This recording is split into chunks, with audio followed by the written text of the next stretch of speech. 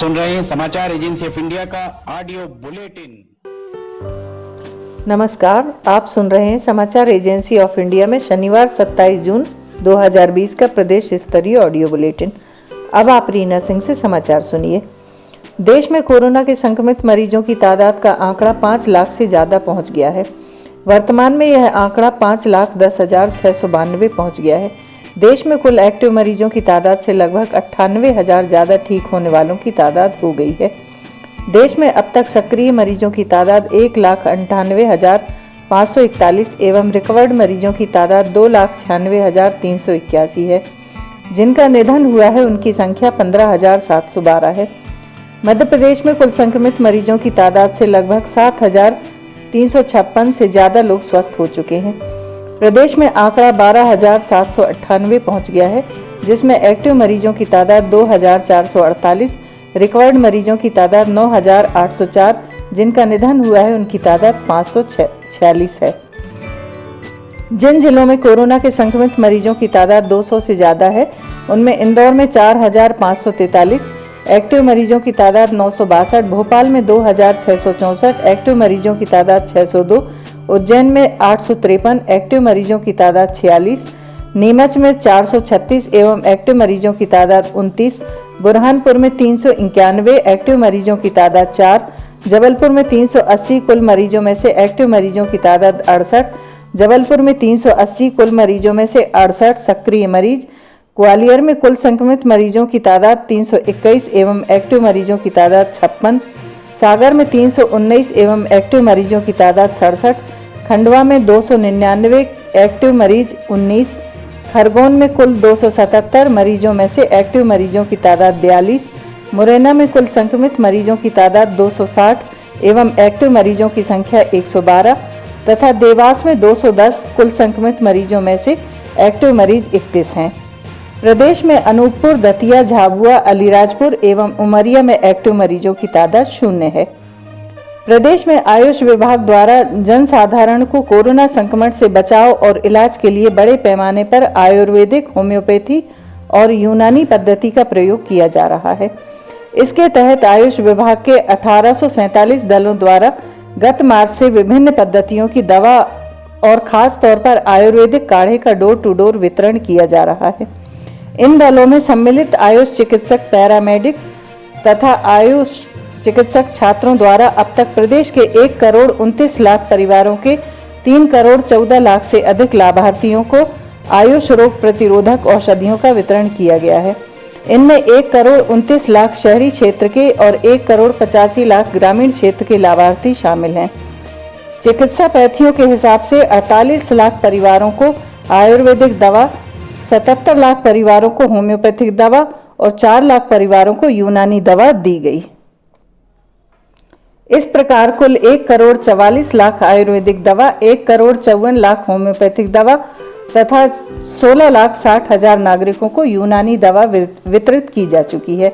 यही नहीं, आयुष मंत्रालय भारत सरकार की एडवाइजरी के मुताबिक आयुष विभाग मध्य प्रदेश ने आयुर्वेदिक काढ़ा, सनशवनीवटी तथा अणु तेल का वितरण भी 23 मार्च से किया जा रहा है। मुख्यमंत्री श्री चौहान द्वारा 27 अप्रैल 2020 से इसे जीवन अमृत योजना के अंतर्गत लिया गया। इसमें प्रदेश के 1 करोड़ नागरिकों को त्रिकटु काढ़ा निःशुल्क वितरण करने का लक्ष्य निर्धारित किया गया है। योजना के तहत 24 जून तक 1,44,10,000 व्यक्तियों को त्रिकटु काढ़े का वितरण किया जा चुका है। इसमें 27 अप्रैल के बाद लाभान्वित 72,61,000 व्यक्ति भी सम्मिलित हैं। काढ़े की मॉनिटरिंग के लिए इसे सार्थक ऐप से भी जोड़ा गया है। विधानसभा का मानसून सत्र अगले माह शुरू होने वाला है। इसके पहले विधानसभा सचिवालय को सदन में सोशल डिस्टेंसिंग सबसे बड़ी चुनौती है। ऐसे में सचिवालय की नज़र यहाँ रिक्त सीटों और रिक्त स्थान पर है। वर्ष 2000 में छत्तीसगढ़ राज्य के गठन के बाद यहाँ की 90 सीटें रिक्त हुई थीं। सदन का यह स्थान आज भी रिक्त है, लेकिन यहाँ कुर्सी नहीं है। विधानसभा सचिवालय इसका उपयोग करने की तैयारी में है। 2 विधायकों के कोरोना पॉजिटिव पाए जाने के बाद सचिवालय ज्यादा अलर्ट है। विधानसभा सचिवालय के उच्च पदस्थ सूत्रों ने समाचार एजेंसी ऑफ इंडिया को बताया कि विधानसभा भवन के निर्माण के दौरान मध्य प्रदेश और छत्तीसगढ़ राज्य एक थे। उसी को ध्यान में रखते हुए सदन में विधायकों की बैठक व्यवस्था की गई थी। लेकिन वर्ष 2000 में छत्तीसगढ़ राज्य का गठन होने के बाद इन विधायकों का स्थान रिक्त हो गया। सदन में यह रिक्त स्थान आज भी नजर आता है। सचिवालय का विचार है कि गोल घेरे में नजर आने वाले इस स्थान पर अस्थायी कुर्सियों की व्यवस्था कर दी जाए। इससे यहाँ लगभग 40 विधायकों की बैठक व्यवस्था हो सकती है। सोशल डिस्टेंसिंग भी रहेगी।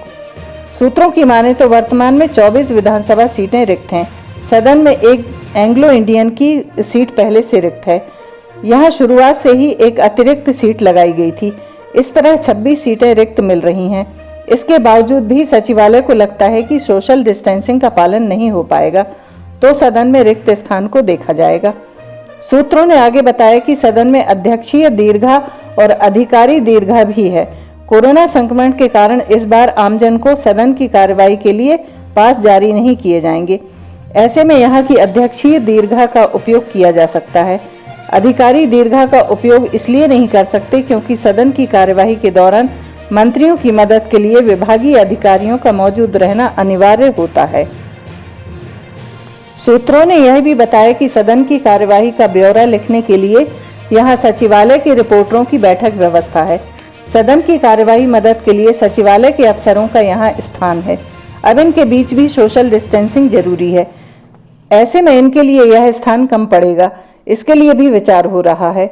सूत्रों ने बताया कि सदन में सोशल डिस्टेंसिंग की चुनौती सिर्फ मध्य प्रदेश विधानसभा में नहीं है, बल्कि अन्य राज्यों में भी कुछ ऐसी ही स्थिति है। इसलिए विधानसभा सचिवालय अन्य राज्यों की विधानसभा सचिवालय द्वारा की जा रही बैठक व्यवस्था का अध्ययन कर रहा है। सदन में विधायकों की बैठक व्यवस्था को अंतिम रूप दिए जाने के पहले विधानसभा सचिवालय सभी दलों से चर्चा करेगा।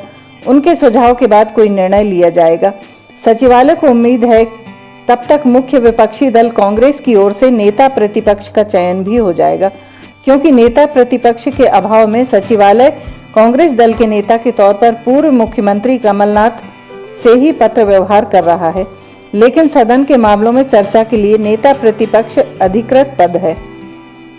समाचारों के बीच में हम आपको यह जानकारी भी दे दें कि मौसम के अपडेट जानने के लिए समाचार एजेंसी ऑफ इंडिया के चैनल पर रोजाना अपलोड होने वाले वीडियो जरूर देखें। इस साल का तीसरा चंद्र ग्रहण 5 जुलाई को पड़ेगा। इस ग्रहण काल में सूतक काल मान्य नहीं होगा। यह भारत सहित दक्षिण एशिया के कुछ हिस्से अमेरिका, यूरोप व ऑस्ट्रेलिया में दिखाई देगा।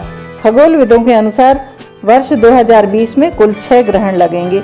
इसमें से 2 चंद्र ग्रहण व 1 सूर्य ग्रहण लग चुका है। आगामी समय में 2 चंद्र ग्रहण व 1 सूर्य ग्रहण और लगेगा। 5 जुलाई को चंद्र ग्रहण लगेगा, लेकिन यह ग्रहण भारत में दिखाई नहीं देगा। लॉस एंजल्स में 4 जुलाई रात 8:05 से शुरू होकर 10:52 तक दिखाई देगा। यह 2.25 घंटे तक देखा जा सकेगा। केपटाउन में 5 जुलाई को सुबह 5 बजे तक खत्म होगा। इसके बाद 5 महीने 25 दिन बाद 30 नवंबर को चंद्र ग्रहण व 14 दिसंबर 2020 को टोटल सूर्य ग्रहण होगा। इसे भी हम भारत से नहीं देख पाएंगे। वहीं ज्योतिषाचार्यों ने बताया कि साल के तीसरे चंद्र ग्रहण में सूतक काल मान्य नहीं होगा। दरअसल ग्रहण में लगने वाला सूतक काल एक अशुभ समयावधि होती है। यह सूतक काल चंद्र ग्रहण लगने से 3 पहर अर्थात 9 घंटे पहले ही शुरू हो जाता है, जो ग्रहण समाप्ति के साथ ही खत्म होता है। इस दौरान कई शुभ कार्यों को वर्जित माना जाता है। कोविड-19 का हॉट स्पॉट बन चुकी प्रदेश की आर्थिक राजधानी माने जाने वाले इंदौर शहर में 56 दुकान को कुछ शर्तों के साथ खोलने की अनुमति जिला प्रशासन जल्द जारी कर सकता है। शुक्रवार को 56 दुकान एसोसिएशन और कलेक्टर मनीष सिंह के बीच हुई बैठक में इस आशय का निर्णय लिया गया। दुकानदारों ने कलेक्टर को अपनी समस्याएं बताई तो उन्होंने कहा कि आप लोग दुकानें खोलने की तैयारी करें। प्रशासन जल्द ही टेक अवे अर्थात पैक करवाकर ले जाने के हिसाब से दुकानें खोलने की अनुमति जारी करेगा। कलेक्टर ने दुकानदारों से कहा कि अभी प्रशासन लोगों को यहां खड़े रहकर खाने की अनुमति नहीं दे सकता, लेकिन उनके ऑर्डर पैक करके उन्हें दे सकेंगे। यह सुनिश्चित करना होगा कि लेन देन के दौरान शारीरिक दूरी का पूरा पालन किया जाए। 29 जून को भड़ली नवमी होने से विवाह और मांगलिक कार्यों के लिए अबूझ मुहूर्त है। इस दौरान किसी भी शुभ कार्य के लिए पंचांग शोधन की आवश्यकता नहीं होती है, जबकि 1 जुलाई से देवशयनी एकादशी से 25 नवंबर तक भगवान श्री हरि विष्णु योग निद्रा में जाएंगे, जिसके चलते सभी प्रकार के मांगलिक कार्यों पर रोक लग जाएगी। वहीं इस बार 4 माह 25 दिन अर्थात लगभग 5 माह का चातुर्मास रहेगा। मुख्यमंत्री शिवराज सिंह चौहान ने शनिवार सुबह परिवार के साथ आंध्र प्रदेश में तिरुमाला मंदिर में भगवान तिरुपति के दर्शन किए। लॉकडाउन के चलते मंदिर के खुलने के बाद वे यहां आने वाले पहले वीवीआईपी हैं। सीएम अपने परिवार के साथ शुक्रवार शाम को तिरुपति के पद्मावती रेस्ट हाउस पहुंचे थे। यहां पहुंचने पर अधिकारियों और तिरुमाला तिरुपति संस्थानम के सदस्यों ने सीएम और उनके परिवार के सदस्यों का स्वागत किया।